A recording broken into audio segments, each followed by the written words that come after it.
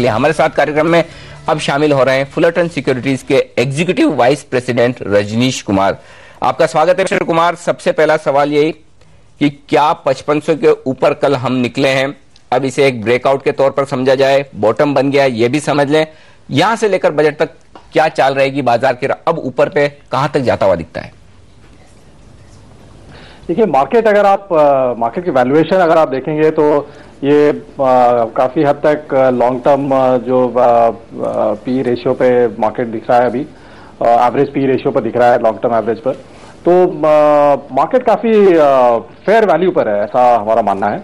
और यहां से डाउन साइड काफी लिमिटेड है, लेकिन जैसा हमें अभी थोड़ा सा बुलिश ट्रेंड दिख रहा है, ऐसा मुझे नहीं लगता है कि ये काफी लंबा लॉन्ग टर्म रैली है अभी, क्योंकि वो आउटलुक है, ग्लोबल आउटलुक खास करके आप देखेंगे वो अभी भी काफी नेगेटिव है। इन्फ्लेशन अभी भी कंसर्न है, जबकि इन्फ्लेशन ये जो अभी लेटेस्ट इन्फ्लेशन रिपोर्ट आए हैं उसके हिसाब से कम होता हुआ जरूर दिख रहा है, लेकिन फिर भी इन्फ्लेशन काफी हाई है। तो ओवरऑल अगर आप आउटलुक देखेंगे तो शॉर्ट टर्म में जरूर हम थोड़ा उछाल देख रहे हैं मार्केट में, लेकिन अगर आप थोड़ा सा मीडियम टर्म के हिसाब से देखेंगे तो मार्केट अभी भी थोड़ा बेरिश ट्रेंड में रहेगा। तो हम ये नहीं मानते कि मार्केट ये कंटिन्यू करेगा, तो इन्वेस्टर्स को थोड़ा केयरफुल रहने की जरूरत है ऐसे माहौल में। तो क्या आप ये कह रहे हैं कि हर ऊपर के लेवल पे थोड़ा सा मुनाफा लेना चाहिए जिन लोगों की पोजीशन है? देखिए, डिपेंड करता है, आप अगर आप लॉन्ग टर्म इन्वेस्टर है तो आप ऑफ कोर्स होल्ड कर सकते हैं पोजीशन। अगर आप ट्रेडिंग कर रहे हैं तो मेरे ख्याल से ये बहुत जरूरी है कि उछाल पर आप थोड़ा मुनाफा ले लें, और डिप पर बाय करना डेफिनेटली ऐसे मार्केट में अच्छा है, ट्रेडर के लिए भी और लॉन्ग टर्म इन्वेस्टर के लिए भी, क्योंकि डाउन साइड रिस्क कोई बहुत ज्यादा मुझे दिखता नहीं है इस मार्केट में यहां से। लेकिन यहाँ पर रजनीश, जिस तरह से पिछले कुछ दिनों में खासतौर से इस रैली को भी मिड कैप और स्मॉल कैप शेयरों ने लीड किया है, तो क्या आपको लगता है वहां पर कुछ कमाई के मौके अब भी हैं अच्छे रनअप होने के बावजूद? और कौन से सेक्टर्स ऐसे आपको लगता है जो एक एक करके छोटे छोटे सेक्टर्स तेजी दिखा रहे हैं, उनमें अब से लेकर बजट तक दाव लगाना चाहिए?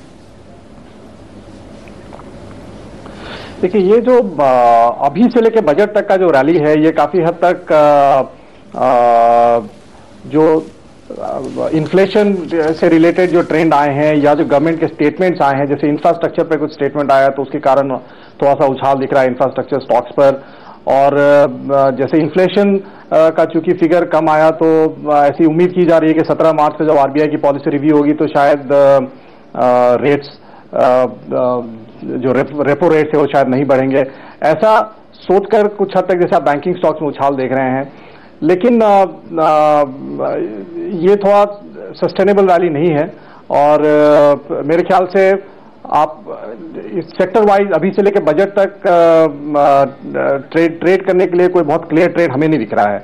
आप टेक्निकल्स के बेसिस पर आप कर सकते हैं, लेकिन ऐसा कुछ क्लियर ट्रेंड हमें नहीं दिखता अभी से लेकर बजट तक, जो कि आप सेक्टर स्पेसिफिक ट्रेंड मान सकते हैं।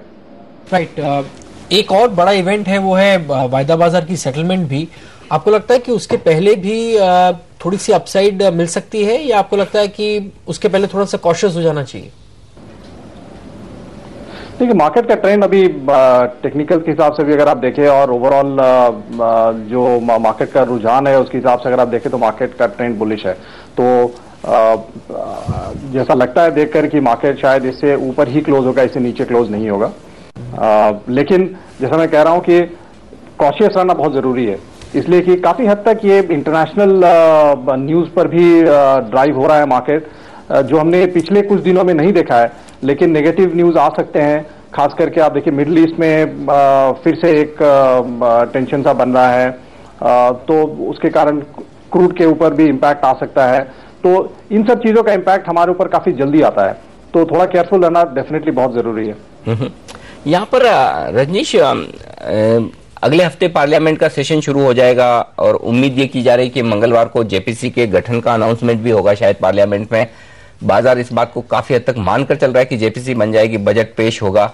ऐसे में क्या किसी तरह की डिसअपॉइंटमेंट की, किसी निराशा की आशंका है आपको?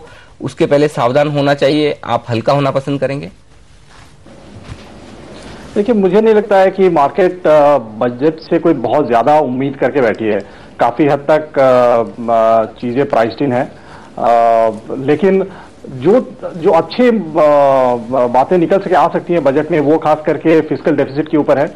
वैसे वो भी आसान नहीं है गवर्नमेंट के लिए, क्योंकि फिस्कल डेफिसिट जो है काफी हद तक सब्सिडीज पे डिपेंड करते हैं, जो आपके इतने सारे स्टेट इलेक्शन पर जाने वाले हैं अगले साल में। तो शायद उस देखना होगा कि उस पर गवर्नमेंट कैसा स्टैंड लेती है। अगर फिस्कल डेफिसिट पे अगर गवर्नमेंट कुछ अगर कदम उठाती है तो उसका इम्पैक्ट अच्छा आएगा। इंफ्रास्ट्रक्चर को बूस्ट देने के लिए गवर्नमेंट क्या स्टेप उठाती है वो भी बजट में निकल कर आ सकता है। मैं खास करके इन 2 चीजों पर उम्मीद कर रहा हूं। जहां तक पॉलिसी मेकिंग डिसीजंस का सवाल है, हमने आज जो पिछला 1-2 साल का ट्रेंड है उसके हिसाब से लगता नहीं है कि ये बजट में कवर होगा। कई सारी चीजें बजट के बाहर डिसाइड होती हैं, लेकिन अगर ये फिस्कल डेफिसिट और इंफ्रास्ट्रक्चर के ऊपर अगर अच्छे कदम हुए तो उसका पॉजिटिव इफेक्ट मिलेगा।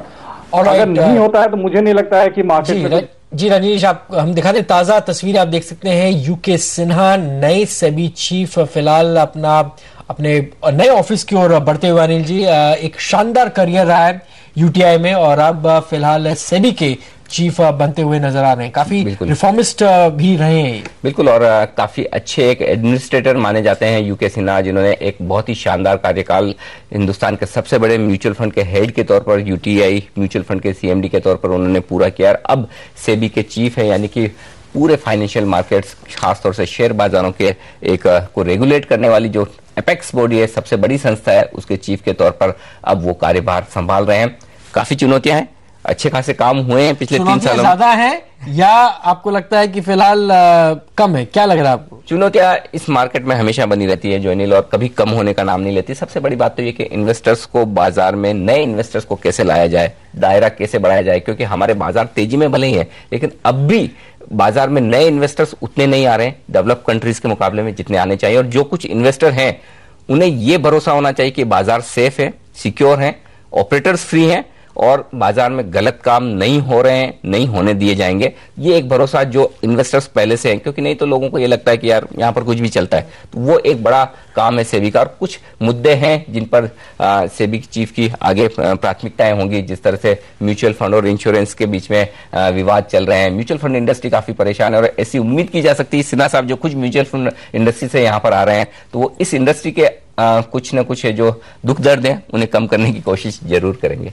राइट, हमारे साथ रजनीश भी है। रजनीश, बहुत बहुत धन्यवाद आज हमसे बात करने के लिए सेक्टर्स पर और बाजार पर। हम लेते हैं फिलहाल एक ब्रेक, आगे बताएंगे लंबी अवधि के लिए कहां निवेश करना होगा फायदेमंद। एचडीएफसी सिक्योरिटीज के वीके शर्मा के स्टॉक टॉक पिक्स।